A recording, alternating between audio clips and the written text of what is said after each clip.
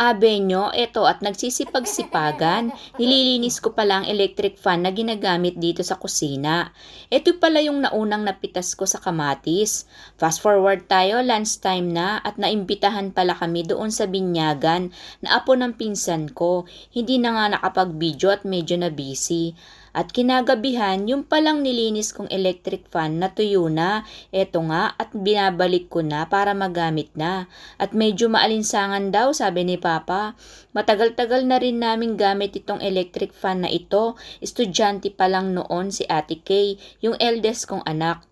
Eto nga at malapit na palang maluto ang sinaing ko. Forward tayo, hindi na pala ako nagluto ng ulam dahil merong pinasyaron doon sa akin sa binyagan. Uy, abe ko, kanyaman. Thank you po. Tapos namin kumain, hinarap ko naman po yung mga uniform ni Simon sa school dahil bukas Lunes papasok na naman siya sa school.